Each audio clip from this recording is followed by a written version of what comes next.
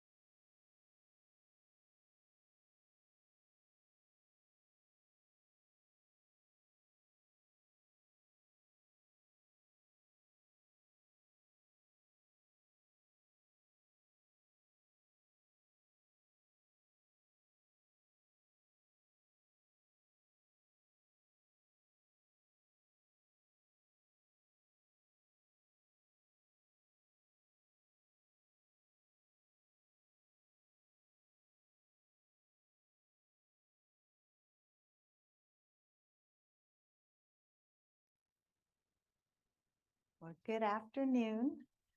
Welcome. It is August 8th. It is 4:30, and we are going to call to order the public meeting of the Kingman Unified School District number 20's Governing Board. Will you stand with me for the Pledge of Allegiance? I pledge allegiance to the flag of the United States of America and to the republic for which it stands, one nation under God, indivisible, with liberty and justice for all. Thank you. You may be seated. We have roll call. Tony Henry, Board President. Lori Grant here. Sarah Jensen here. We have a quorum. At this time, we will have the call to the audience. The board will listen to any comment from the public, but will not respond except as permitted by Arizona Revised Statute 38-431.01. The board may refer the item to the administration or request to have it placed on a future agenda. Considering today that we will be having a question and answer later on in the meeting about filling the vacant spot, the call to public here at the beginning will be just limited to things that are not that. We will do a second call to the public regarding candidates for the school board, open school board vacancy when we get closer to that agenda item. So we have currently one call to the public by Danielle regarding a Facebook notification on our school book policy. So if you can step up to the microphone, please. Hello, board and everybody else. Thank you. Danielle Keck for the record, and I'm from Golden Valley. I wanted to know, last week I addressed the board about the kids having books available to them. And you said they are available to them and parents have to request them. And I was wondering if parents have been notified of that on any platform or Facebook, or if we're going to notify them of the policy. Would the staff be willing to respond at this time? Or do we need time to look into it? I think so. I was aware that they created a button on the KUSD website that now it is available to parents, but I don't know if they've announced it yet. We're getting ready to announce that on our Facebook, but Okay. the button is there. And I had emailed you a little while ago and let you know I took a screenshot so you would know what it looks like as well. Okay. Yep. Thank you. You're welcome. Thank you. Thank you. It's still, I know it's very new into the beginning of the school year and we're still getting things rolling. So thank you for that. All right, so we will move to item number 5, which is reports. Dr. Dorner, you were gonna give us a small presentation on enrollment numbers. Board President Henry, members of the board, and to the audience who's here this evening and streaming, thank you for coming. We really love having the participation of staff, community members, and parents. My board report is short this evening because you have many other agenda items. Since school has been going, we had the first 2 days. Last week was a full week and we're into our second full week. I thought I would give an enrollment update. What happens is we roll over our student enrollment system, and all students who were enrolled last year roll into the new year. And then on day 10 of school, we look at who has not come for those first 10 days. And by statute, we withdraw students who did not come. Maybe they moved out of state or out of town or to another district, but didn't inform us. On day 10, we remove those names, and then we call it the warm body report. We see who's enrolled in our district. So I gave the board 2 things. And this is available on our website for any staff or parents who want to see it at www.kusd.org. It's the open enrollment capacity chart, which is by statute updated at least every 12 weeks during the year so that you know how many students are in each school and what's the capacity as far as seats at that school in case there are any open enrollment requests. And on it, it states how we determine whether open enrollment is available or not. So you can see when we're looking at our K-5 schools, Black Mountain, Surbat, Desert Willow, Wallapai, Manzanita, and Mount Tipton, their enrollments are very steady. All but Mount Tipton are at capacity. The only reason Mount Tipton is not at capacity, because they're definitely growing, is because we made sure there was at least 1 teacher per grade level this year, and there was 1 multi-age last year, so that expanded the capacity just a little bit. But their enrollment numbers are steady. None of them are down. The middle schools, the way we staff, and we try to allow both the in-town middle schools to have teams, and then we want to make sure that Black Mountain has enough teachers for all students in their middle school. That does give us some availability. We staff at a 30-to-1 ratio, but the class sizes are a little bit smaller than that right now. But again, their numbers are steady. Both the high schools have grown. Lee Williams is at 1133 and Kingman High School is 970. Both of those numbers are up over last year. It's really interesting when you look at the numbers is typically the senior class goes down because, you know, as kids progress, some graduate early or they, you know, they move around, but we have had an increase in seniors, which is kind of exciting. Both graduations will be really large this year. So, and then really to be noted is our Kingman Online Learning Academy. That's our 612 program where they're either in the Edgenuity completely online pathway or they transition into the PASS mentor pathway for credit recovery and acceleration toward graduation.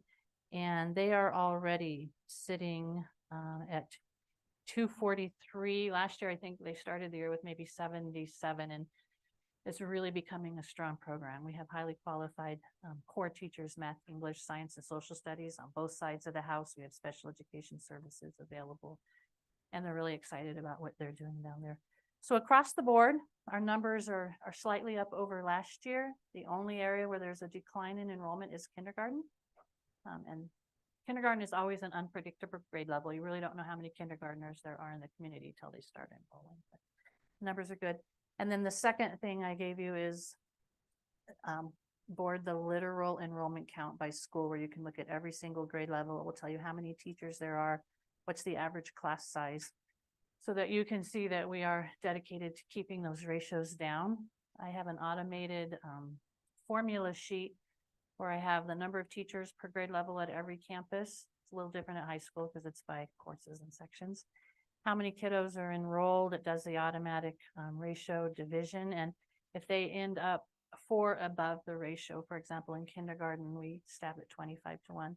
If the average is 4 more than that, they get an automatic teacher. They don't have to ask. We just know it's time to add another teacher. So you can see those warm body counts there. So enrollment is good and we're off and running. We're excited about the school year. Thank you. Thank you for that wonderful report. Any questions for Dr. Bonner? Thank you very much. Any board reports from us specifically? All right, then we will move on to item number 6, the routine orders of business. That was in our online packet. Are there any of the consent agenda items that you would like to pull for further discussion? I do have a couple that I wanted to pull, items G and I. And so we will pull those for just a little bit of extra discussion. And then I would take a motion to approve the other routine orders of business. I'll make a motion to approve the consent agenda with those exceptions. We have a motion on the table by Lori. Is there a second? Second. Second by Star. Any discussion?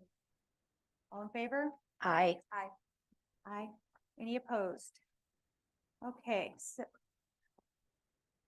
I am correct. All right, so all in favor, no one opposed. So item G is the approve school fundraisers.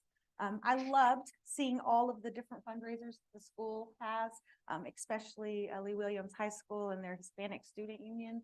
They have a lot of work before them this year. But I did have a question on Kingman High School, the links crew/leader. I looked on the website and it didn't give an explanation of kind of what that was. So I think I know, but I just wanted to ask that question. And then I wanted to ask a question about their fundraiser. I didn't know if someone was here that maybe could answer. Mr. Ward, would you like to explain the leader crew at Kingman High School? Yeah, so the crew is kind of like Can you come forward or at least get a microphone? Thank you. Yeah, so the Link Crew's leadership, student leadership program we have at Kingman High School that Awesome. we're starting. And so they have a knock joke sale listed as Yes. their fundraiser. I was just curious how that works. It Yeah, made me so you're laugh gonna- every time I looked at it. Or Yeah, thought it about is.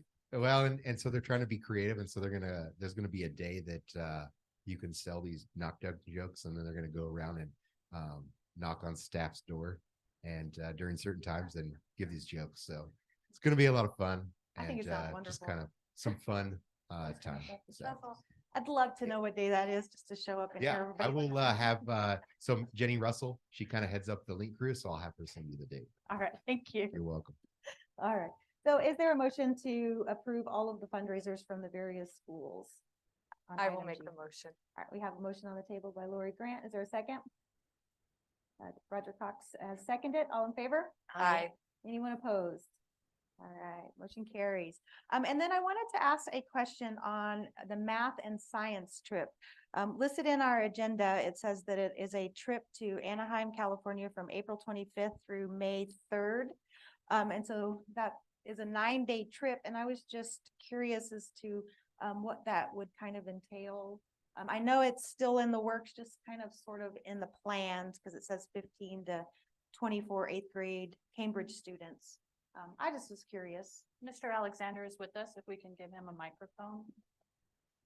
He can answer your questions. Thank you. It's a trip that I've taken my 8th grade Cambridge students on for the last 7 years or so, taking COVID off. And I spend all 3 years with my students. I give them 6th graders and grow them 7th and 8th grade. And so we go down to Southern California, and the Disneyland offers an educational program. So we do 2 of those this year. Last year they were new, so we're gonna do them again this year with a technology and also a science behind the ride, so a physics class that goes with that. And we go whale watching, we go to a bunch of museums, we do science experiments at the ocean. It's just a way to take all that stuff that they have been learning all through middle school and show them how it really applies to the real world in jobs and just in life, and try to get them excited to take what they've learned and go to the high school and like just become the amazing people they can become. And the parents fundraise all the money and pay for the whole trip, and it's just a nice way to end this time that I have spent with all of them. And with Miss Donnelly, she's my science teacher, she goes as well, and we work really hard to make sure that they learn about math and science. Okay. Well, thank you very much for that explanation. Is there a motion to approve the trip for the 8th grade Cambridge students for the end of the school year? All right. Is there a second? Second. Any questions, discussions? All in favor? Aye. Anyone opposed? Motion carries. All right. Thank you very much for that. We'll move to agenda item number 7. That says that Kingman Unified School District would like to recommend to the Mojave County Board of Supervisors a traffic control device be added on Pierce Ferry Road adjacent to Mount Timpton School to allow for safer foot traffic crossing. Board President Henry, members of the board, I had a conversation with Supervisor Bishop a little while back about Pierce Ferry Road, and one of your board members is very familiar with this area. To the west of the school, on the other side of Pierce Ferry Road, there's a lot of housing and streets, and there's foot traffic that comes from the west of Pierce Ferry across to the east side to the school. And that is a pretty busy street for charter buses, anyone heading to Grand Canyon West. And there is no traffic signal other than our lowly little roll it out school zone signs, which are heartily ignored on a regular basis. And so if our board deems it something important to the safety of our students, then I can give our minutes of this meeting to the Board of Supervisors and make a request that a traffic signal be considered for that area. At a minimum, what's similar to me down by the train park, where you can push the button and then it goes red for safe crossing, and instead of just starting across the street. For your consideration, please. Thank you. Any comments? I think that'd be a great idea, the as needed crosswalk. And that way on the weekends, it's not necessarily, slowing down traffic, but when kids need to cross the street safely, it automatically flags it as a red light. Would be more formal as well, instead of the rollout signs that are sometimes left behind and are forgotten to put out and stuff. Heard recently, I do believe. Yeah. So it's a discussion, and if you give me the recommendation that I can move forward in writing a formal request to the Mojave County Board of Supervisors, I'd like to do that. We would like for you to. Yes. That's what I was gonna say. Does it need to be a formal motion, or we know? We've given your blessing recommendation to do that. I think we all agree that safety of our students, one of our number one priorities there. All right. Well, thank you for that and for the attention to detail. We'll move on to item number 8, to approve district representatives who will participate in special education, individual education plans for the 2023-2024 school year. It is. Hi, Madam President and members of the board, we're coming to you again tonight to ask that you approve our district representatives who serve on our IEP meetings, take notes, make sure that students have their free and appropriate public education. Perfect. Any discussion?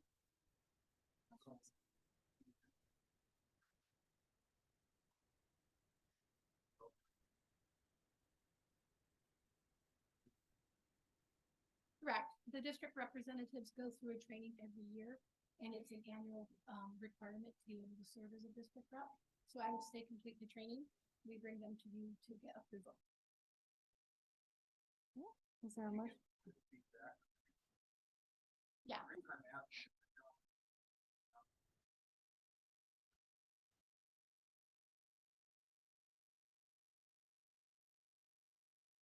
They're not training others, right? They take notes and they make sure that we're following the IEP rules and that students are being provided their opportunities. So the IEPs are already written. They're working on taking those notes and making sure that we're following the procedures.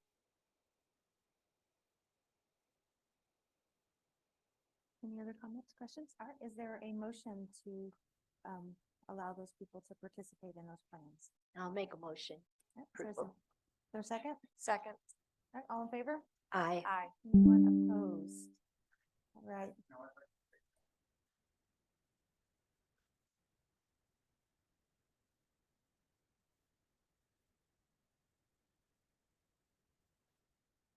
Thank you. Thank you.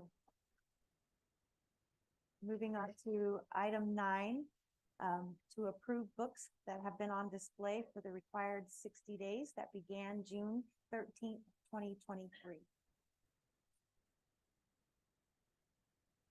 Madam President, members of the board, in order to support equitable and accessible learning environments as outlined in KUSD strategic plan, Slacks and Calluses has been on display for the required 60 days. This novel was reviewed by the Novel Committee on May 18th, 2023. After discussing the content and instructional plan for the novel, the committee agreed that Slacks and Calluses should be brought to the KUSD board for approval. If adopted, this novel will be used as a supplement in high school U.S. history, which is typically taken by juniors. All right. Any questions or discussion by the board? I think the book sounds wonderful, so I will take a motion to approve Slacks and Calluses by Constant Bowman Reed to be used in our schools. I'll make the motion. Is there a second? Second. All right.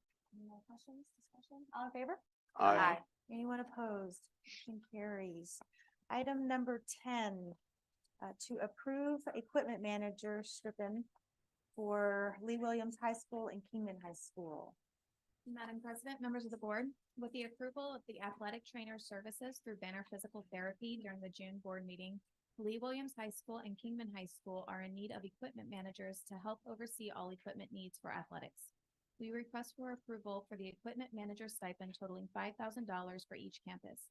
Campuses are open to having one person for the entirety of the year or a different individual per season, fall season equaling $2,000, winter season $1,500, and spring season $1,500, depending on the interest in the position. Any questions? So would this be somebody who's a teacher also and is doing this? as an extra? Anybody who is interested in the position, classified, certified, whomever is available for it. But they would be an employee of the district already. Correct. And then So good. I wanted to ask how the amounts were determined for this, if it was like a certain hours per season or. Dr. Dorner and myself met with the athletic team a few weeks ago. We all sat down with the athletic directors, some of the coaches, to discuss different options. Looking at other districts, $5,000 seemed to be in the normal realm of things. The increase in the fall season versus the other seasons is basically sold on football. The football equipment that is needed is a little bit more extensive than the other seasons have. And there's more to it, more components. And then, so will there be like if you had several people, there would be like an interview process or? Yes, and then that would be dependent on what the school deems fit for their needs. Oh, thank you. And if the person applying for this position was a teacher, it wouldn't take away from that person's teaching time, right? No, so a stipend is based on outside of their normal responsibilities, which is why it comes in a form of a stipend. They get paid a lump sum or spread out depending on how they choose it to be paid. Okay. And actually, Dr. Cox, they are not allowed to do the work within the scope of their day. Otherwise, that would be considered double dipping. So Right. part of the stipend agreement, correct me if I'm wrong, is that it needs to be after hours. And Fridays is actually a really good day, typically at the end of seasons after practices. If it's an hourly employee, they have to be clocked out to go about these duties. Thank you. Great. All right. So is there a motion to approve an equipment stipend for Lee Williams and Kingman High School as addressed by Director Maholen? I'll make the motion. Okay. I'll second it. All right, so we have a board in favor. Everyone say aye. Aye. All right, moving on to item number 11. The board is asked to approve Kingman High School's culinary program and student store to continue using Aspen's cooperative contract for food and supply purchases. Madam President, members of the board, Arizona School Partners in Nutrition, Aspen, allows Kingman High School Culinary and Student Store to purchase through Shamrock Foods Company. Each group pays an annual maintenance fee of 4% based on the amount spent in the previous fiscal year. The culinary program spent $8,108 and the student store totaling $3,305 during the FY23 year. Any questions, comments? It mentioned that the student store and the culinary program chose to go that way because we moved to the Chartwells for our cafeteria purchases. So are our student store and the culinary program not able to buy through Chartwells, or is it just kind of contract kind of things? Or It's more economical to purchase through Shamrock. It gives them a little bit more option. Instead of putting the responsibility back on Chartwells, it allows the student store and the Culinary Institute to kind of give them a little bit more options. Okay. So, Without disrupting Chartwell's normal day-to-day. so are we just approving them to be able to use that, or approving the payment of the annual fee? Just to use it going forward. All right. Okay, any other questions? All right, is there a motion to approve item number 11? I'll make the motion. Okay, we have a motion on the table. Is there a second? I'll second it. Dr. Cox, second it. All in favor? Aye. Anyone opposed? Motion carries.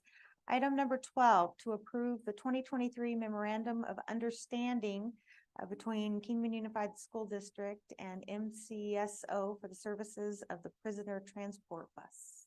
Madam President, members of the board, this agreement allows Mojave County Sheriff's Office to have their prisoner transport bus service through KUSD. The costs and expectations associated with this service and repairs for the buses are listed in the memorandum.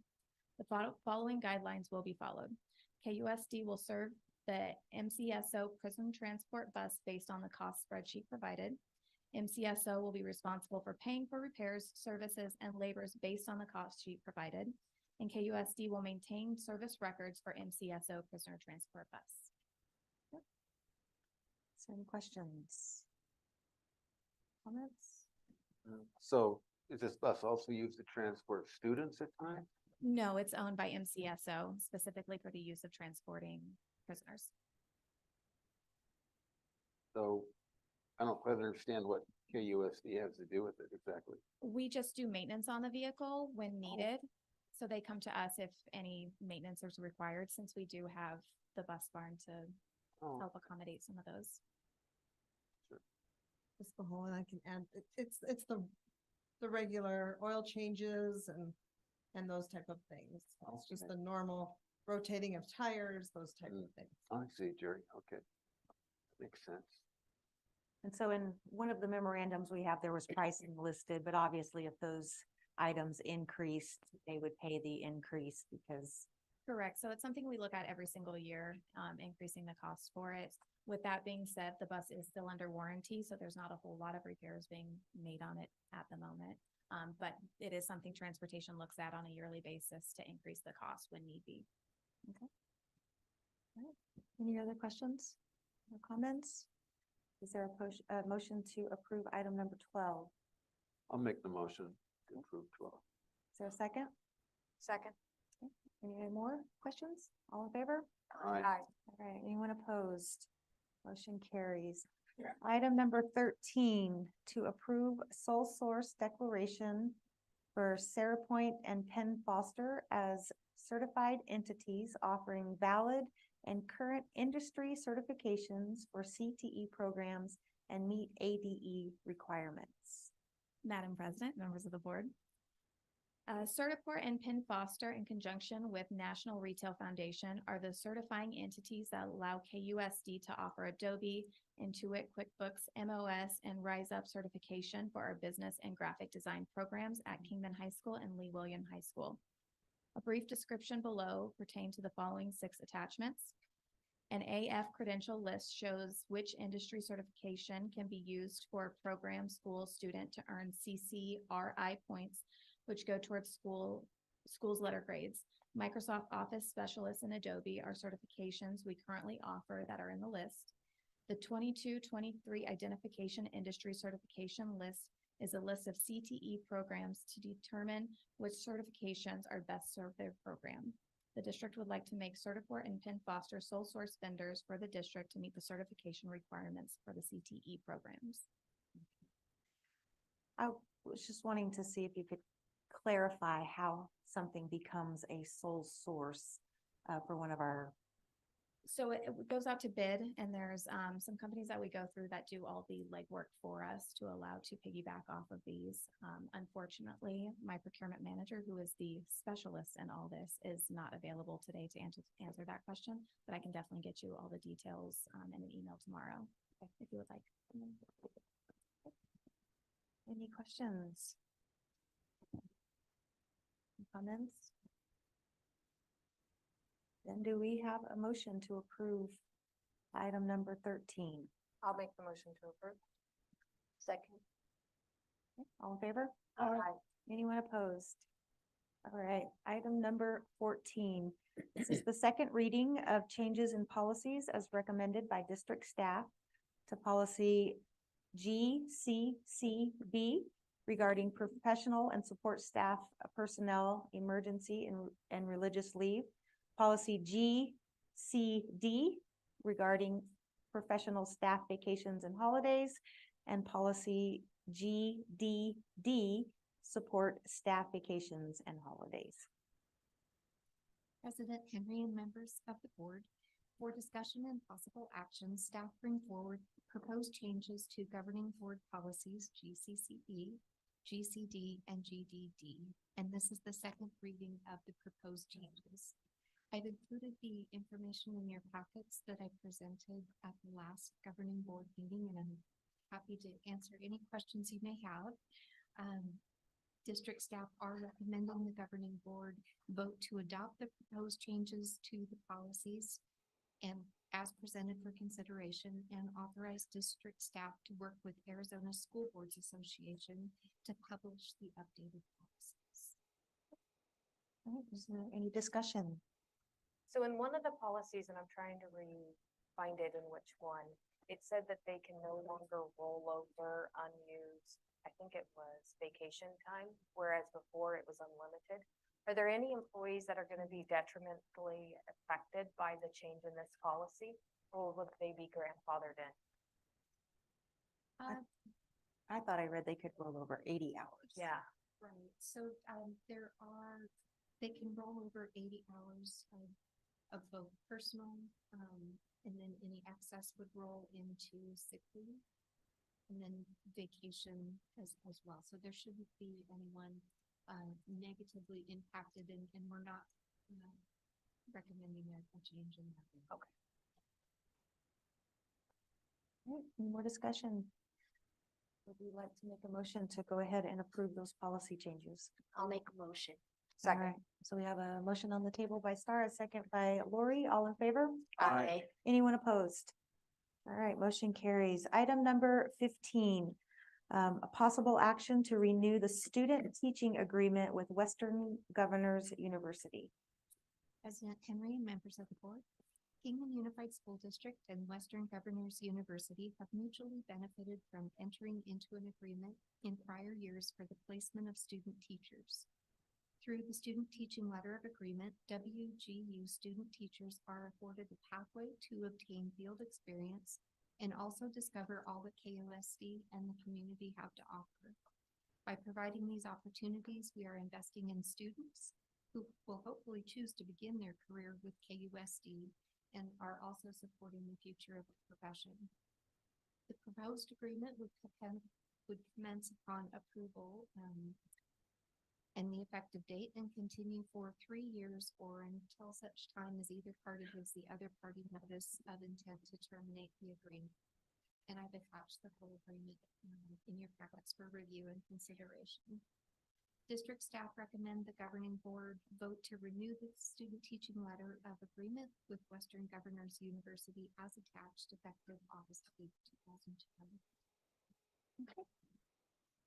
How many student teachers have we had like last year or since this agreement has been in place? Absolutely. So I pulled some numbers earlier today.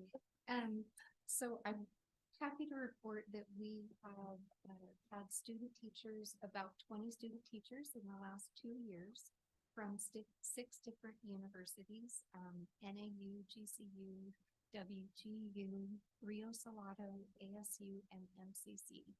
And the really exciting news is that of those student teachers, we have approximately a 75% retention rate. That was going to be part 2 of the question. Mine too. I'll make the motion. Can I just ask, you know, Go, no, no, So go ahead. what is Western Governors University? What is that? It's an accredited university that has a teacher program that is recognized by the state. Okay, but you mentioned all these other universities that are associated with it.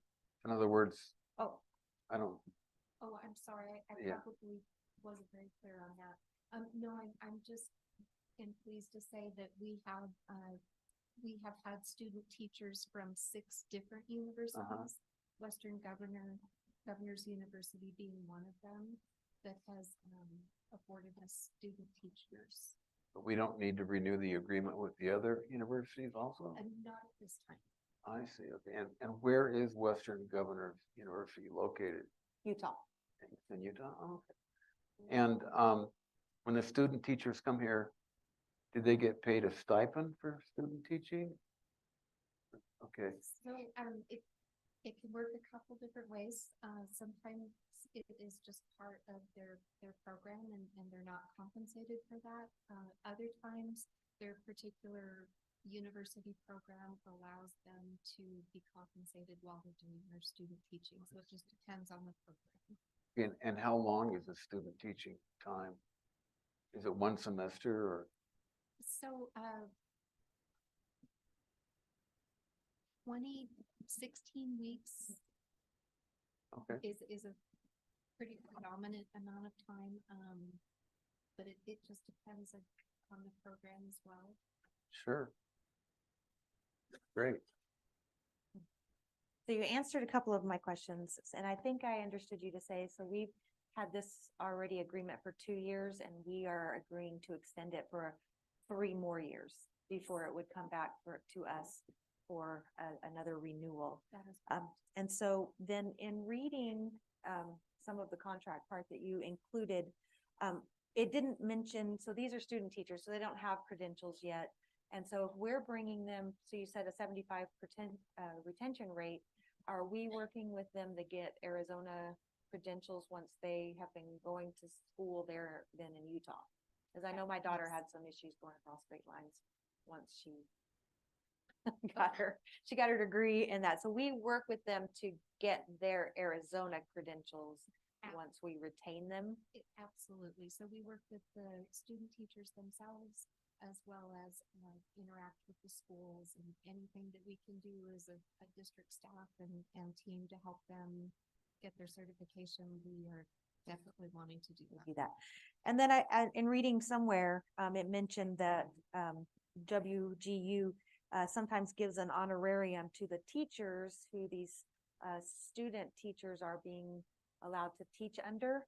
Sometimes it said it paid it directly to the teachers and to the district. And so I was just wondering if it varies, or do we have a certain agreement with them for that part? And is, Rather than misspeak, may I Yeah. get back to you on of that? course, of Okay. course. And then reading in there somewhere, it mentioned that our district has a point of contact. Would that be you then? Okay. Yes. All right. And then there was another part, it said that when the student teachers come here, it made it sound like they had to purchase a professional liability insurance policy to be able to teach underneath us. I mean, because the college would have liability and we would have liability, but it gave the amounts that it seemed as though they needed to have.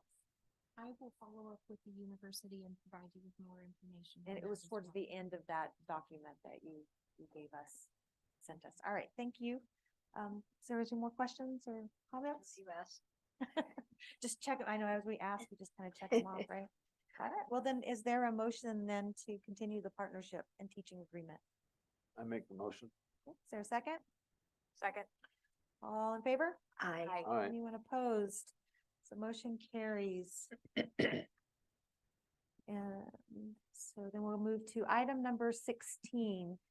Possible action to allow or deny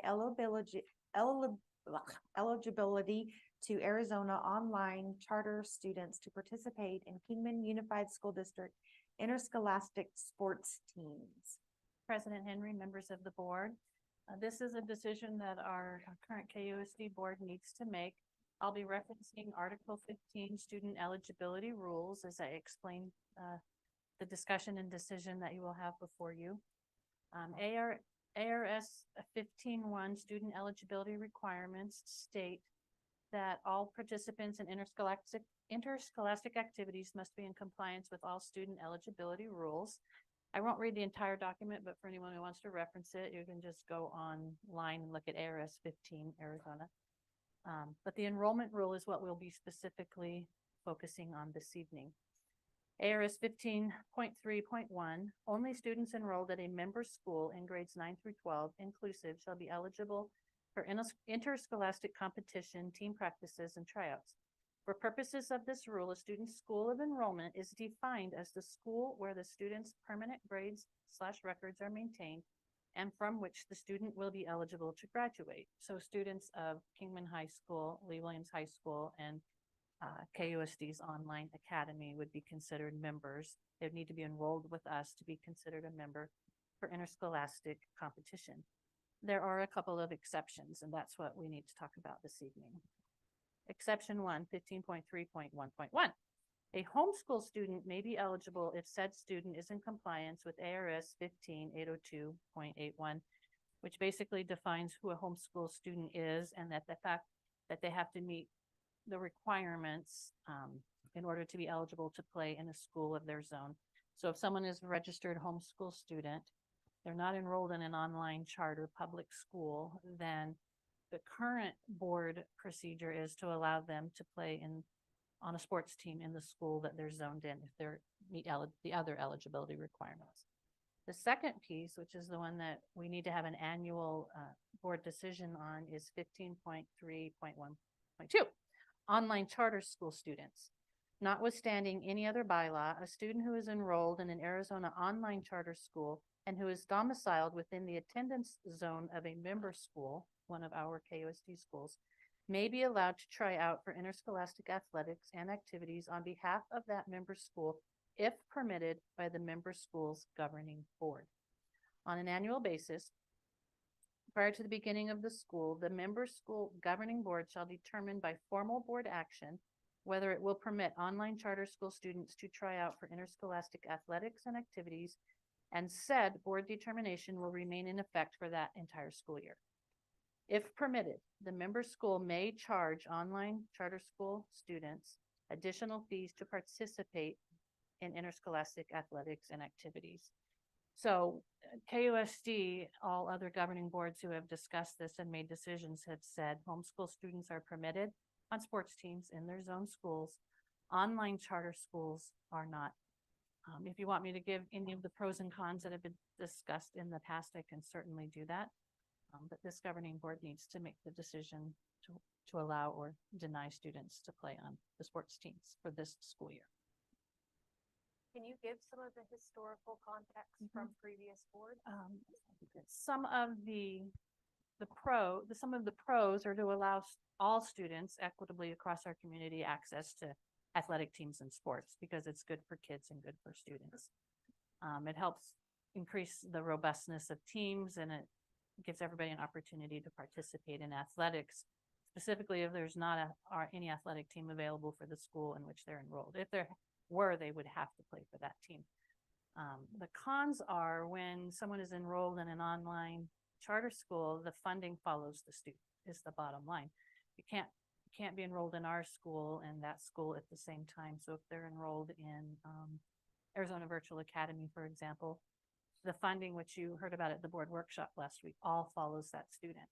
If we allow the student to play on our sports teams, we're paying for officiants, for uniforms, for coaches, for busing, for travel, and we don't have any income to offset that cost for the student. That income goes to their school where they're enrolled. That would be the major piece that's been discussed in the past, hence the fee component. The board could say we want to allow students to play, but we need to add a fee so it offsets the cost that the district incurs to have athletic programs. That was one. And the other one is it displaces students in the member school from perhaps positions on the team. Those were the two major things that have been discussed. So wanting all students to be able to play and have a place to participate in interscholastics is a huge positive. It builds community. A negative is the cost and then the displacement of students on the teams. And so you said that previous boards have never allowed this as Has not been, not in my recollection. Previous boards have not allowed this. They've allowed homeschool, not online charter school.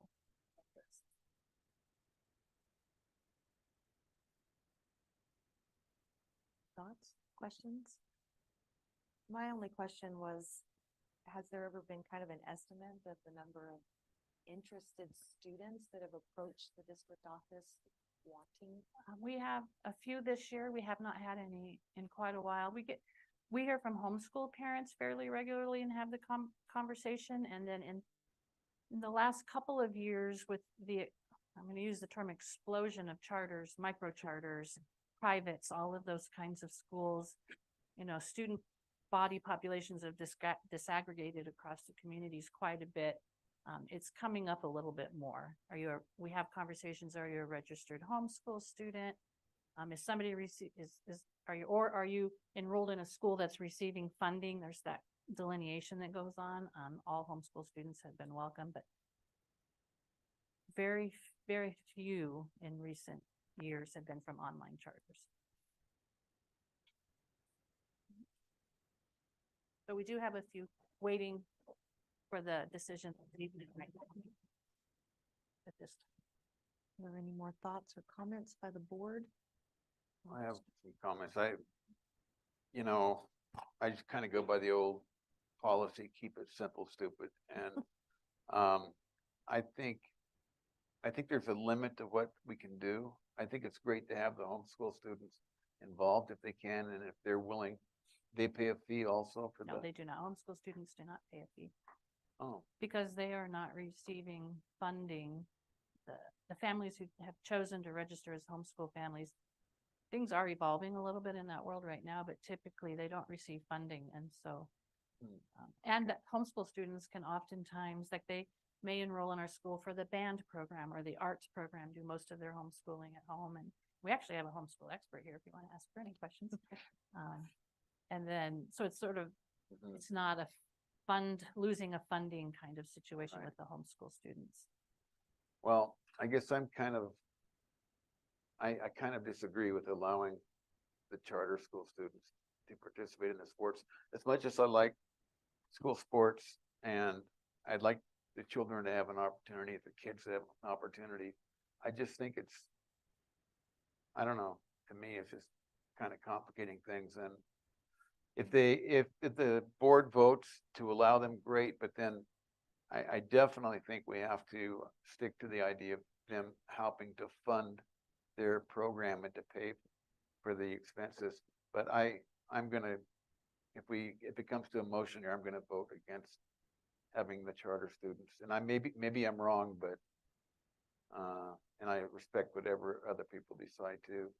I agree with you, Dr. Cox. I feel like if they wanted to have sports as a part of their child's, development, then they had the option to enroll in Kingman Unified School District. And so the fact that they chose to use a charter, then that also includes not having access to some of those extracurricular activities that KUSD strives to include. And I had similar concerns, so I had questions for costs, grade concerns. How are we gonna make sure that they're meeting those eligibility requirements, liability, all of that? So I had all questions for those. So I think we're in agreement then to go ahead and make a motion to deny eligibility for Arizona online charter students. I would make that motion. Is there, Second it. we have a second? Any more comments or discussion? All in favor? Aye. Anyone opposed? Motion carries. All right. Thank you guys for that discussion. We are moving on to item number 17, to approve donations. Those are all listed into the agenda, so I'm not going to take the time to read them. But again, we love the support from our community for our schools. And so we just say thank you from the bottom of our hearts for all of the things that are listed in there. So is there a motion to accept those donations? I'll make the motion. Is there a second? Second. Questions? All right, all in favor? Aye. Anyone opposed? All right, so we are moving on to item number 18.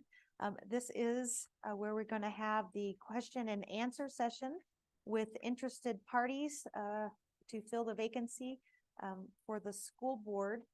And so, yeah, he's making sure the microphone is up there. You want to get as close to it as you can so that it picks up your voices for that. So should I call them as they're maybe listed in the, in our, let me open that.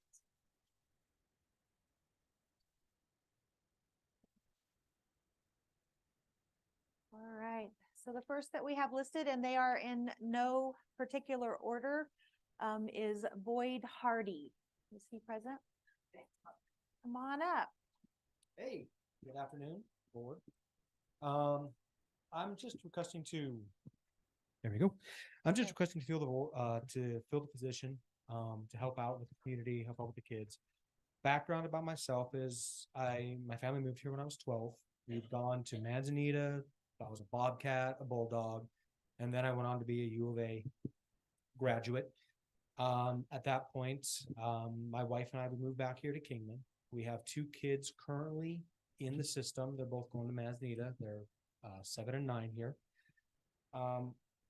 What I'm looking for doing is, with being a part of the community for as long as I have been, I feel like the future of this community very much revolves around the education of our kids, where they're going to go from here, and hopefully to retain some of these kids that graduate from high school to help our community grow in a much better way. If given the opportunity to serve the board, what I want to do is know when I leave the position that I've left the place, the town, the community, the schools, the faculty in a better position than when I started. This is my goal. It's not about me. It's about making sure my kids are okay. The funding is there to help with the teachers. The safe environment is there for the teachers. And I had a speech and I went way off track, but the point is that's what I'm trying to do is just see what I can do to help the community grow. That's it. Thank you. All right, questions? What's your employment right now? What do you do, boy? I am an EMS medical helicopter pilot. I fly for Guardian, the red, white, and blue helicopter, Sure. Great. which So does you're, actually have, so you're a helicopter pilot. that is correct. All right. Do you think you could make the board meetings? Or Honestly, it depends. Are they always this time, this whatever? Yes. Because my current schedule is forever, week on, week off. I actually work on night shifts a lot of the time during the board meetings. Yes, I'll be able to attend when I can. And I will know years in advance on the ones I won't be able to attend. I have it set up for years. I am the lead pilot for our base, so I am the schedule setter and I try to keep that going as well. Great.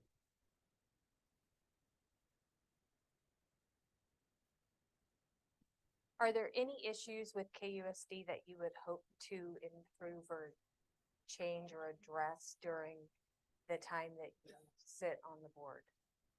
Honestly, I don't really see any overall problems with the board. Or with the KUSD program.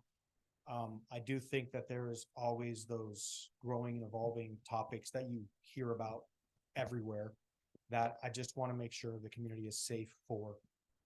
And that's just, I haven't seen anything that stands out like that as an insane idea, but I do have these worries of what's coming, and that's where the protection comes in for all of it. Can we ask some questions for the interview? Yes. Yes. As a school board member, how will you build consensus and support the community around the work of your district? That's a good question. The best thing to do is I'm sorry, what's the question? Just so I understand what it is. How will you build consensus and support the community around the work of this school district? I'm not even sure how to word that or how to say that. The goal would be to make sure the funding is there, make sure the schools have whatever they need in terms of supplies, in terms of schools, in terms of education, because I know further education is important. And until you know the specific question or the specific item that's on the board, all you can do is take it one item at a time and try to grow from there.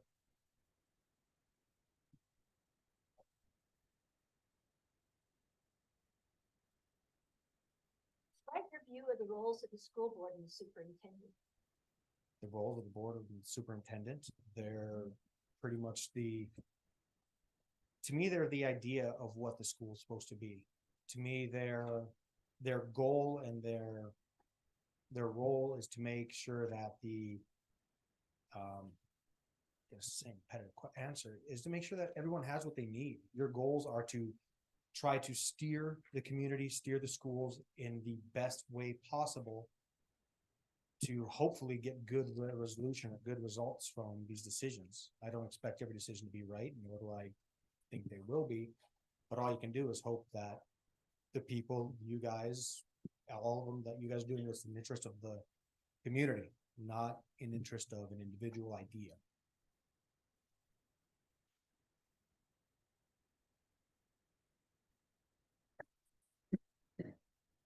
May I ask where you saw the posting for the vacancy? Originally I heard from family. I do have family that work for KUSD department. They actually mentioned that it was coming up, and then it's been on Facebook and things like that. I'm not a big advocate of social media. It works great, but I didn't definitely see it there first. I heard it from just family and other teachers. And what was your first thought when you decided to submit a letter of interest? My first thought when I decided to submit a letter of interest is my kids. It was originally what inspired all of this was the COVID event. I'm sure it's affected a lot of people in a lot of ways, and there's a lot of things I disagreed with. I thought it was, for lack of a better word, asinine that for some reason teachers were not considered a higher priority than my fast food worker. I don't understand where that came from. I don't know why it happened. And that's when I started to think maybe there's something that I need to say. I need to make my voice more heard in the community, because My one daughter was in first grade when it happened, and thank God she was young enough that she's not affected by it. You know, she's scrolled past it, but another kid who suffered through it with high school, and it's just, that was what inspired me to think that this is a good idea. Yeah, there's. Great. All right. Thank you. Thank Thank you you. for your time and your interest. Thank you very much. All right. Our second candidate, Kim Pinkstaff.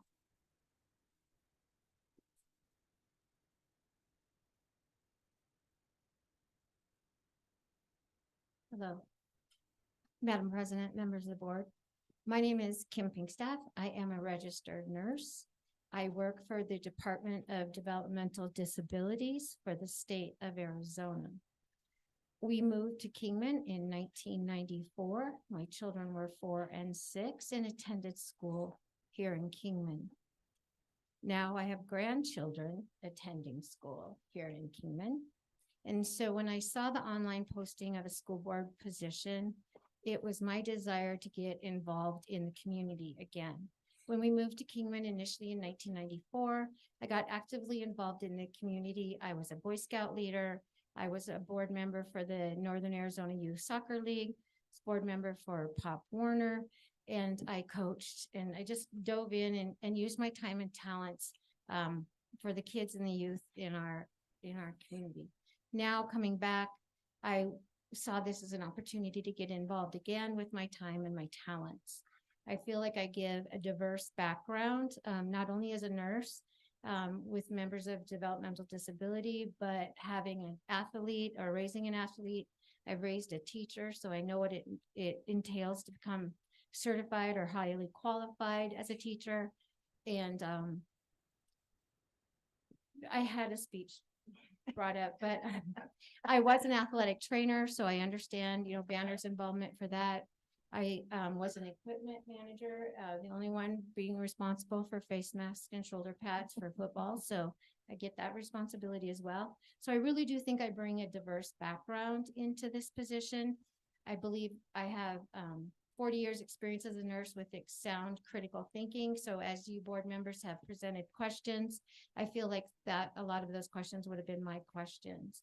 My background right now is in utilization management. So I look at data analytics, and, basically data. So I think I'm equipped to provide some guidance into leadership with the board.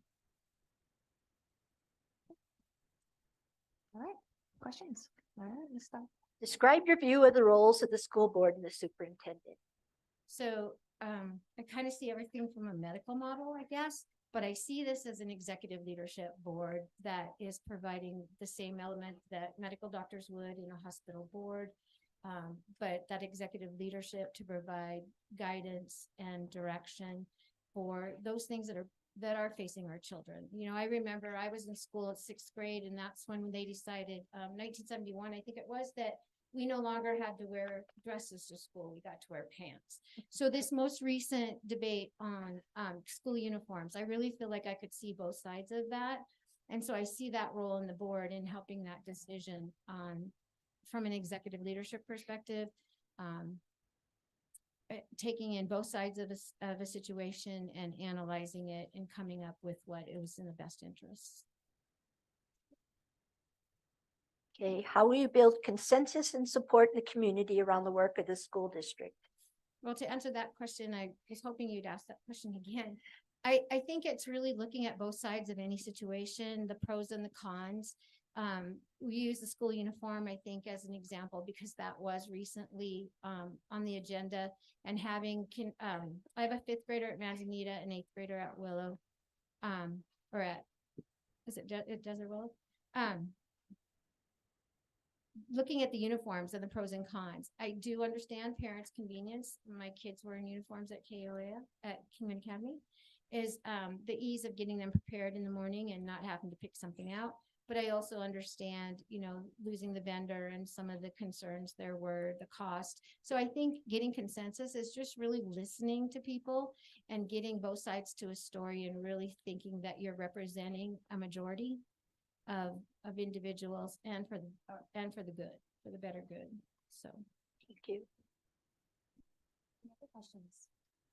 So are you employed right now? with I the am. Department of Developmental Disability? for Yes, people? I work from home. Okay. I represent 60,000 developmental disability members, primarily when they're hospitalized. Okay, and what kinds of ideas do you have perhaps for school nurses and how they can work with the students' parents and making sure the kids that they send here that have illnesses are followed if we need to? I don't know much about that myself, so I'm. The challenges today are different than the challenges that we had, back then it might have been just education on measles and immunizations, but there are a lot of other challenges today. You talk about human papilloma virus and immunizations there. I think education is key. I was a Mojave County school nurse. Mike File years ago hired me as a Mojave County school nurse. We used the tobacco tax money. And so I've been out to most of the schools in our district. I was the school nurse for Mount Tinton, Peach Springs, Yucca, Hackleberry, Valentine, doing the screenings. And so I have that experience as well. And I think really the key is education. What are the topics and what is the educational needs? And how can we support parents with those educational needs? Whether it's a PowerPoint presentation or it's just literature and getting them to the right, is it the National Institutes of Health? What are the resources and how can we support parents? Great. In your speaking, you mentioned that your kids went to the Kingman Academy of Learning, right? Mhm. So what was your experience there that made you decide to send your kids to Kingman Academy instead of Kingman Unified School District? And are those concerns that prompted you to make that decision still present? Okay. So when we moved to Kingman, my daughter was, we went to the last week of school. So she was actually in kindergarten at Manzanita. And I did that purposely so that she didn't have anxiety over what did my school look like? What are the teachers? And then she was actually at Manzanita as a first grader. So interestingly, Betty Schoolmeister just retired. And so Amanda, my daughter, had Mrs. Schoolmeister. But I think the driving factor initially was there were other nurses that I worked with in the ICU at Kingman Regional that were going to the Kingman Academy of Learning. And the initial draw was the small class size, and that was the appealing part. The kids did leave Kingman Academy of Learning at 8th grade though, and did go to Kingman Academy of Learning. My daughter is a graduate of Kingman High School.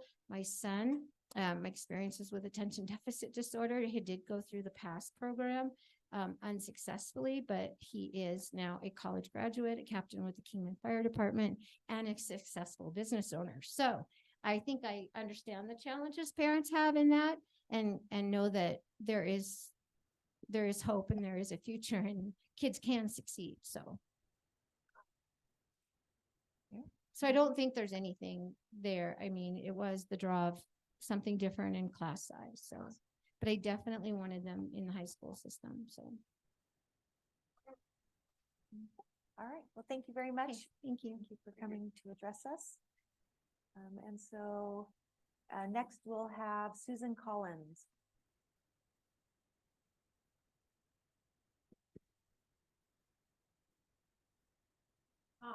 Madam President, members of the board, I had stuff written out. I didn't know that I was going to be speaking on my own behalf. I thought it was just a question and answer. I am a career educator. I spent 30 years in the classroom. The last 6 years I was in the classroom were at Manzanita as an elementary music teacher. I'm a national board certified teacher. I coach teachers going through national board certification. I am an education advocate. I'm very attuned with education policy in the state of Arizona, how it affects students statewide, and particularly in our rural communities. I am a very strong advocate for public school funding and local control because our local school boards and our local administration know what our communities need. I currently work for Western Governors University as a program mentor, and I mentor graduate students in the Teachers College through their master's degrees.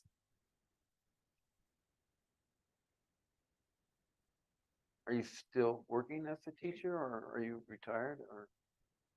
I Wait, did you're not, working with the university. I hear that, but are you, is that a full-time position? yes, that's a Oh, full-time 40-hour I week see. position. Oh, I see. Okay, great. Any other questions? Did you teach No. somewhere else before you taught at Manzanita for 6 years? Yes, I taught for 14 years in the public school system in Mississippi. And then I taught for 9 years as a private studio instructor with early childhood education when my kids were young because they didn't have part-time jobs in the school system. I've been a teacher since 1991. That's when I got my first certification. Describe your view of the roles of the school board and the superintendent. I believe the superintendent's role, I believe they're different. And I believe the superintendent's role is to advocate for the needs of the schools and the principals. I believe the principals need to advocate for the needs of students. And I believe teachers should be, principals should advocate for the needs of teachers and teachers should be advocating for the needs of students. I believe it's a hierarchy that works that way. And I believe that the superintendent's role is to advocate for the needs of all the schools and the principals. I believe that the board's role is to advocate for the needs of the community. And in our community, a big part of that is the teachers that teach in our schools are members of our community, and their voices are generally not heard very well in the board meetings. How will you build consensus and support the community around the work of the school district? The school district is an integral part of our community being a growing and vibrant place to live. And in order for us to have a vibrant community, we have to have a strong public school system. And I believe that people in our community need to know more about what's going on in our schools, the great things that are going on in our schools, the challenges that are faced because of policies that are made 200 or 300 miles away from us by people that are not concerned with our community. And I believe that as school board members, members of the board have the responsibility to know what's going on in the schools and to educate our community about what's going on in the schools, as well as bring the community view to the school administration. Thank you. What issues or concerns would you hope to address during your time on the board if you were elected? I don't have any pressing concerns about what goes on in Kingman Unified School District. I have sung the praises of this district since I moved here and began working here. The things that I would like to address as a board member are how we can work within the confines of state policies that restrict us to best serve the students and families of our community.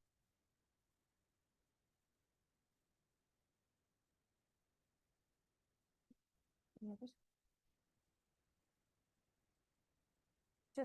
Just because you mentioned that you don't think that teachers' voices are heard by a governing board. And I know that 3 of us were just recently elected and 1 of appointed. So what made you make the statement, or how are we not hearing their voices maybe? I feel like that a lot of times, and I've heard this from multiple teachers ever since I moved here. A lot of times teachers feel like their opinion doesn't matter. Their voices aren't heard. They feel like board members in general, and I'm not speaking about anybody in particular. We understand. Board members in general are not approachable. And that's a general consensus of what I've heard over the last 7 years as a member of this community.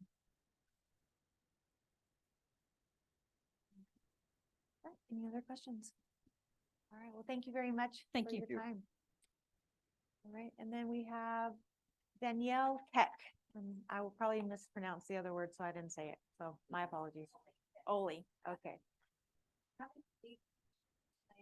Since I got married. Hello, board and administrators. That's what I wanted to call you earlier.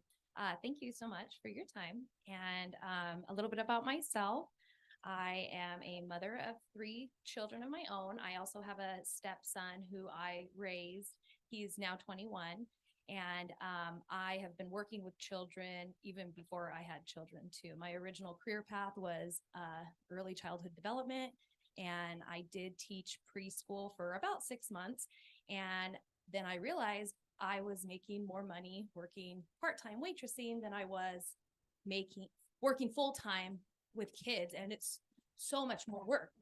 And so that really like put my career path on hold, and it really helped me understand the value of finding good teachers and retaining them and make sure they are getting paid what they deserve for their work, because it's never ending. It doesn't end when the bell rings. You bring that home, you carry the weight of their emotions with you too, because teachers are, such a influential role in children's life. And then I also served as a teacher and ministry director at my family's church for 7 years. And that was in California. When we moved out here, we had to leave, which was one of the hardest things I ever did, but it was for the betterment of my children, actually. And I've lived now in Mojave County for 3 years, and I've dug deep into meeting parents and really reaching out to the community. And one of my biggest concerns is the lack of parent participation in the schools with the teachers, working with the teachers, knowing what their responsibility is too. And I think that's so important that parents do step up to the plate as well and meet the teachers and have this communication. So I just, one of my goals would be to work together to communicate in a respectful, transparent, and truthful manner going back and forth. And that goes with the parents too, because like when I would have issues with children in my class or my ministry, it wasn't the kid, it was something that was going on at home that was usually, bothering them. So most of the time if they were acting out, the first thing I did was like bring the parents in and like, let's figure out what's going on. So that's something that's very important to me. And right now, I didn't end up following my teaching career path. I am in business finance, and I hold active securities license for investment, and I have an insurance license as well in Arizona, Nevada, and California.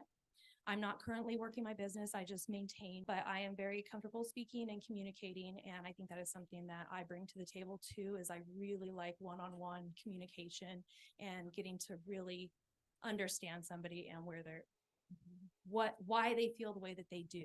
So that's something that I like to do. And I'm big at asking questions. I want to understand, why are we doing this? Who, what, when, where, why, right? I just want to know how all things are working and how it's going to benefit both sides and who it's going to not benefit as well. And so coming to the meeting last week, I had so many questions during the budget workshop that I just wanted to blurt out, and I couldn't.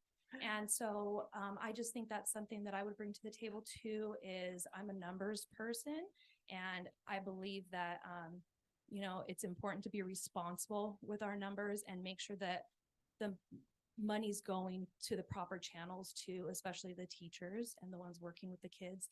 And I just think it's very important. And I would like, another one of my important goals is to bring more understanding between public schools, charter schools, ESA programs, homeschool students, because they are all different entities and their requirements. And I've been through all of them. I've had kids in the public sector. I've had them in the online public sector. I've paid for private online school, and I've homeschooled my kids myself.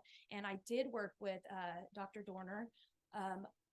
It was 2 years ago, actually. And I worked with also Mike File, and I got stuck in the gray zone for a little bit. Can my son play sports? I paid out of pocket. The ESA programs weren't out yet universally. I paid out of pocket $6,000 a year for my son's private online school, and he has grades and transcripts. But then Mojave County, Mike didn't know. It kind of took a while to get through this approval process to see if my kid could play on the team. And that's all he really wanted. And so I do think it's important that all kids get to play sports. And I'm not sure if you're aware of it, but the schools around here can barely put together a team. When my son did play at Black Mountain, he was on offense and defense, and he ran both sides, never stopped and got a break because they didn't have enough kids to even play. So I do think it would be a benefit if we could get more kids in the community on the teams. And it is kind of similar at Lee Williams right now because my oldest son is attending Lee Williams. And, you know, more players is actually better because they can give those kids breaks and stuff. I know it's different for all sports, but from our experiences, there weren't enough kids to make up the team. And that's it. I really appreciate this opportunity and I really look forward to working as a group and community alongside each other. Questions? Yes, same Yep, questions. same questions. Describe your view of the roles of the school board and the superintendent. So the role or I feel like the role of the school board is to maintain the checks and balances, follow the law, and to make fair and responsible decisions first for the kids, then the teachers, and then the administration. So I do think that we have to start at the people we serve, which are the kids, and then the teachers, and then the administration.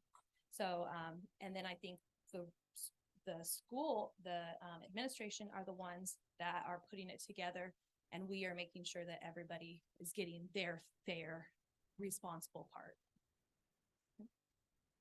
Okay, how would you build consensus and support in the community around the work in the district?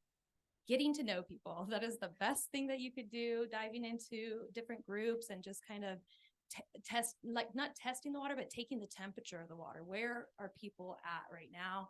What do they want? What is the consensus?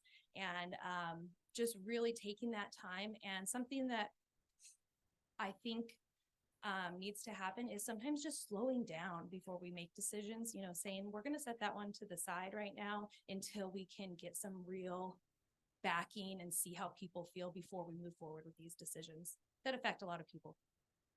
Thank you. Any others? Dr. Cox, you have any questions? No, well, my only question is, can we choose more than one person? All right. Well, thank you very much. Thank you, guys. Appreciate you. All right, and then we have one final candidate, Logan Marsh. Good evening, board, administration. My name is Logan Marsh. I expressed interest in this for several reasons. My first reason is I just had 2 recent graduates from KUSD, both from the PASS program and from Lee Williams. I'd have to say the administrators and the teachers did a fantastic job with my kids, so thank you. With that said, I'm also a candidate for District 4 Supervisor. My views and moving forward with being a board member is a little bit more unique than the rest of your candidates. I think you have some really great candidates in front of you. I think it's really important as a board member that we also focus on the needs of our community and small businesses. A lot of the children are going off to college. I think that's fantastic, but we need to be focusing a little bit more on the education of the trades, maybe bring back woodworking programs that promote children that may not qualify for college or just aren't there yet, and that support the small needs of our community and our small businesses. I am open to any and all questions, and thank you. Sorry, we'll let you go first. All right. Describe your view of the roles of the school board and the superintendent. I was hoping I got that question. My rules of the school board, or my views of the school board and the role of the superintendent, I tend to agree with the rest of the candidates and also follow those views when it comes to the superintendent. The superintendent is there to basically represent the staff in all departments as a complete. Apologize, I had this all prepared. It happens when you stand up It in front does, of you know, people. it I does. do I know talk that. in public a I lot, do. But it's when I get in front of a board sometimes. The thing is that with the superintendent, I think it's extremely important that the current superintendent or any future superintendent represent the staff, the needs of the teachers and all administration, and what's best for them as well as the students. I also think it's important as the role of the board to support the community first and also the needs of the schools, and builds a checks and balance system to make sure that both needs are being met. So Logan, again, you're running for the a school district supervisor, no, a supervisor of the county or something. Correct. And now what do you do for? I was full-time? hoping Yeah. somebody would ask that question. Yeah. I didn't give it away at first. I moved to Golden Valley about 5 years ago, 2019, away from Washington State. My current partner and I have been together 16 years. We moved here to retire and raise our kids because we absolutely like the philosophies here in Arizona, little regulation and lower taxes, and the benefit of the school system here versus where I was coming from. When I moved here, both my kids were in middle school. They went to Black Mountain and then later on moved on to Lee Williams and the PASS program for my daughter. As far as what do I do? Since moving here, I have started 3 businesses. I own a local housekeeping company based out of Golden Valley that has several clients here in Keenan, Golden Valley, and Bullhead. I also own the Red Cellar and Bistro up on Wallapai Mountain Road, who is coming up on its 2 years. And I really thank the community for supporting my businesses. It's awesome. I also own a real estate investment company, and I invest our retirement investments here into Mojave County across multiple communities. Great. Just a little off the subject, but do you believe that a college education should be a 4-year program, or should we shorten it to a 3 or 2-year program? I feel this is a trick question, but I'm going to give you my answer.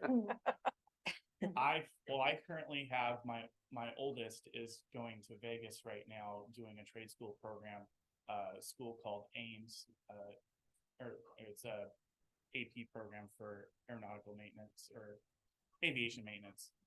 That is currently a 4-year program that's condensed to 2.5 years, and it's really intensive. As far as university, I feel that there's a lot of needs for university education, and I do think that if we can fast track a lot of those educations to minimize the out-of-pocket expenses for these future citizens, and just I don't want to see people get educated and go in debt. So I think there's a lot of other ways that we can approach that.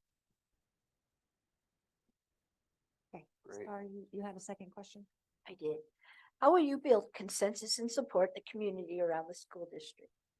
As a local community member who is out in the community all the time and a candidate for District 4 supervisor, I am out in the community a lot. For example, I was already in the last 5 days, I was at 6 separate meetings in different communities, and I get to talk to a lot of people, and I think it's important to listen.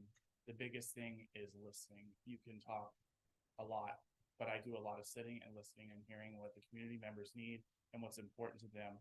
The needs of Dolan Springs are much different than the needs of Golden Valley or the needs of Kingman. And a lot of the students here come from a lot of these outlying communities, including Meadville. All these needs are different, and it's important to listen to the needs of the people.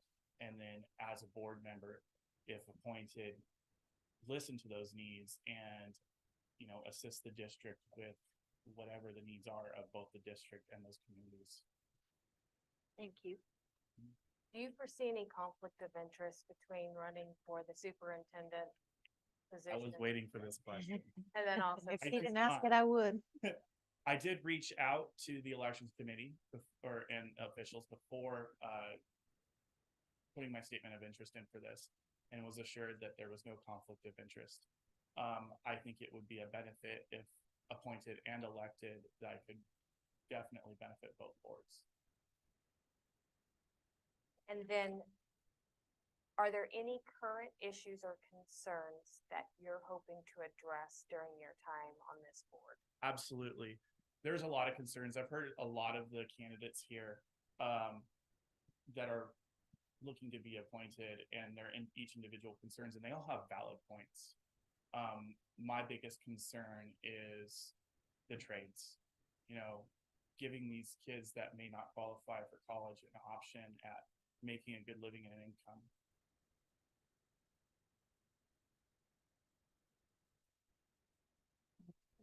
So just to kind of piggyback on her first question, we know there's no conflict of interest because you checked it out. Right. Would you be expecting to serve concurrently? Then it wouldn't be serving on this one until the appointment runs out and then you serving on the Mojave County Board. Would you plan to run for both positions? I would plan to run for both positions.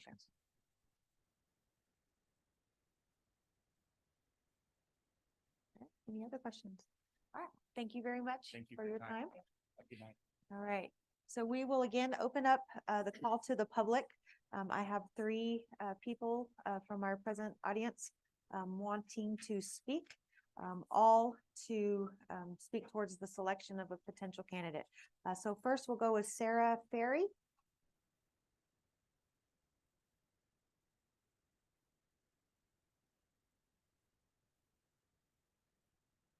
So, Madam President and Board, thank you for this opportunity to speak again. I brought my speech this time. So I just wanted to let you know my name is Sarah Ferry and I am a Kingman native, born and raised. My mother has been an educator for 43 years, a special educator. So education has always been a part of my life. And as you can tell by my shirt, I'm a volunteer and advocate for public schools. Even though my own kiddo, and I'm super grateful for the COLA education program, he just started that for accommodations that he needs for his own special needs. And he is doing dual enrollment with Lee Williams for the music program, and that's been just life-changing for him. So I'm super grateful. I'm here to express my full support for appointing Susan Collins to fill the open seat on the KUSD governing board. Not only is she knowledgeable about the gifts and challenges that our local schools experience, including our funding challenges, she's a passionate educator, mentor, advocate, volunteer. This is one reason I'm here today is I have a small shop downtown and she set up almost every day to collect signatures by herself for funding our public schools. And she sat and spoke to numerous people about the importance of our education funding. And this has gone on for years. And every time there's a volunteer activity to seek funding for our schools, Susan Collins is there, fighting for our community. I love that she's passionate about her commitment to represent educators. We currently have a teacher retention problem here in our community. And I think it's really important that we really express that, that there are individuals on our board like you all that are here to make that a priority, and that teachers really do feel supported. And Kingman is a community where they want to stay. Sorry, I'll speed this up a little bit. In her own classroom, she sought out resourceful and creative ways to find and provide materials to enrich her students' education. She volunteers with Save Our Schools and fought hard at the state level for funding for our rural public schools. I think that's a unique asset that she'll bring to our board, really understanding the legislation and the funding coming from the Arizona state. She was also instrumental in presenting the educational roadshow to teach the public about public education. So she really worked with educating the community about public education, which I feel is really important as well. Last year, she raised funds to bring the Utah Shakespeare Festival and Child's Play Theater to our KUSD elementary and high school students. She served with the Arizona Professional Educators. They funded 3 separate grants for her classroom. I have no doubt that Susan will bring the same resourcefulness to our school board. Susan's knowledge about our educational system goes beyond the classroom. She truly wants what's best for our district, our educators, our students, and our community. We'd be fortunate to have her serving on her school board. Please vote yes to appoint Susan Collins, and thank you very much for hearing me out. Thank you. All right, then next we have Barbara Carpenter.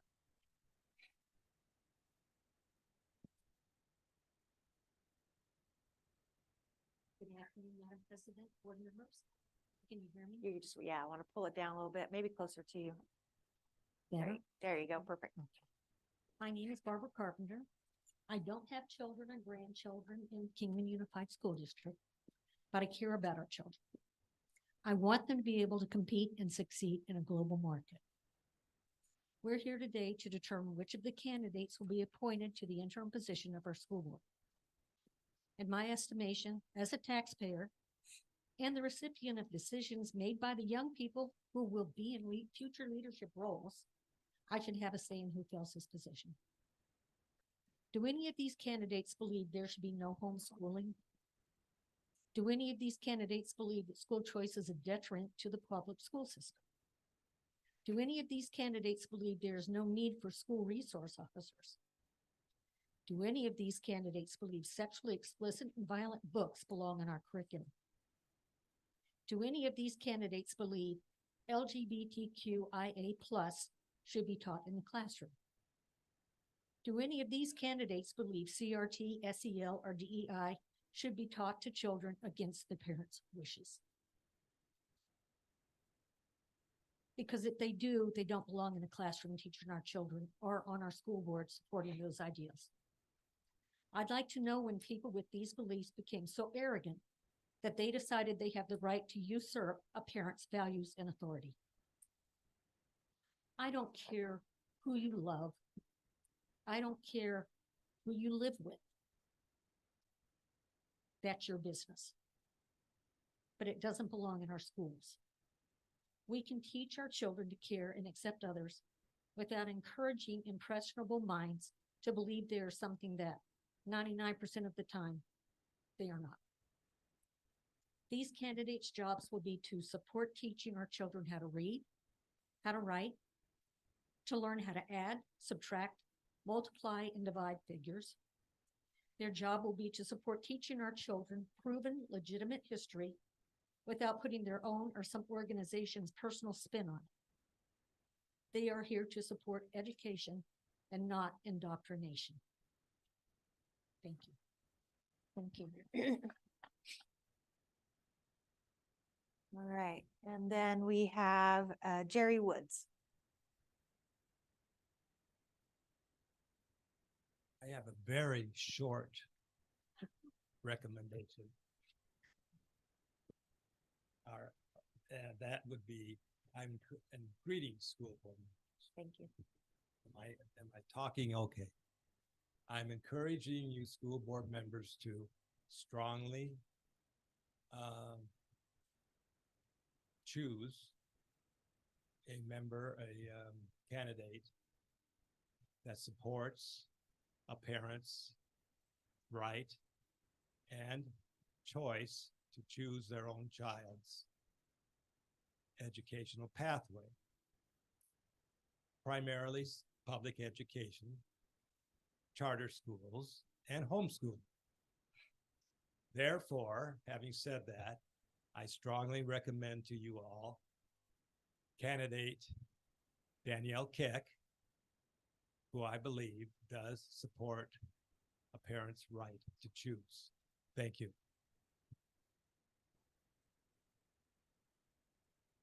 Right, so that was all that we had who had signed up to speak. Does the administration have any? Nope.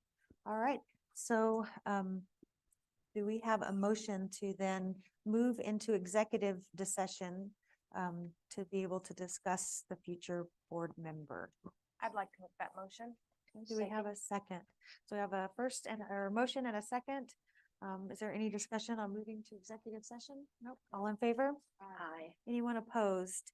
So we will take just a few minutes to excuse ourselves for an executive session, and then hopefully we will be able to come to a consensus for filling the vacancy. So we will see you guys shortly. There are more agenda items if you wish to stay.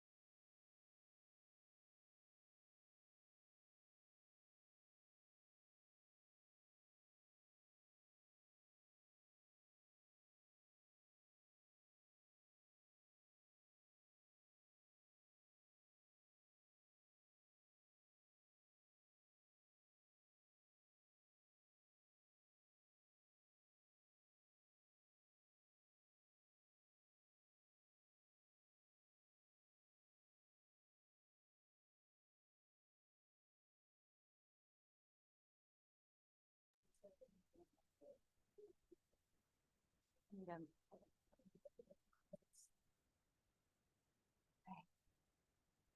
Thank you all for your patience. So I need a motion to reconvene to regular session. I'd like to make that motion. Is there a second? Second. All in favor? Aye. All right. So thank you again for your patience as we took time to discuss. And so would the board like to make a motion? Yes, I'd like to make a motion that we, not hire, Appoint. appoint, thank you, Boyd Hardy to our staff for the next year and a half. I'll make the second. So we have a motion on the table to appoint Boyd Hardy to the vacant Kingman Unified School District Governing Board position. We have a second. Are there any comments or questions from the board? All in favor? I, Anyone opposed? Then This- motion carries. Go ahead. this was not an easy decision. It was No. not. It Oh, was, they- everyone had great answers to the questions, and we very much loved your interest, and everyone had a specialty to bring to the table. And so we do, again, thank you all for coming, giving your time for speaking. And I think it's you have to have a letter of intent in by April to run for 2024. So, all right. Yeah, go ahead. So we will continue on with the agenda. We are moving to item 21, which is a possible move into executive session per Arizona Revised Statute 38-431.03 to discuss the requests to be released from contract by Timothy Johnson and Ashley Sayes. I'm hoping I said that correctly as well. So board, I know that we have some confidential memos in our packet. Would someone want to make a motion to convene into move into executive session? I'll make the motion too. Okay, so we have a motion on the table to move to executive session. Is there a second? Second. Okay, all in favor? Aye. All right, thank you. So we will take off our microphones.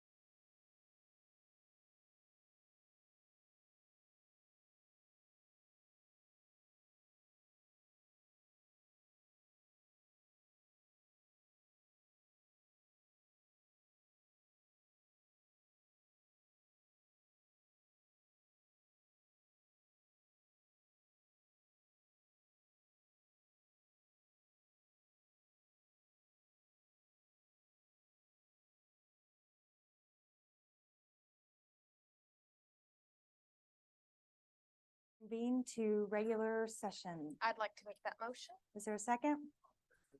All in favor? Aye. All right, thank you again for your patience. Do we have a motion on item number 23, possible action by the request of Timothy Johnson to be released from his fiscal year 23-24 employment contract? I'd like to make that motion. Is there a second? Second. All right, is there any discussion? All right, all in favor? Aye. Aye. And you want opposed? All right, same motion for item 23, possible action to release Ashley Size to be released from the remainder of her fiscal year 23-24 employment contract. I'd make the motion. Okay, we have a motion and a second. Any discussion? All in favor? Aye. Any opposed? Motion carries. And then we come to the last item on the agenda, adjournment. Any questions? All right, is there a motion to adjourn? I'll make the motion to adjourn. Second? Second. All right, all in favor? Aye. All right, motion carries. We are adjourned.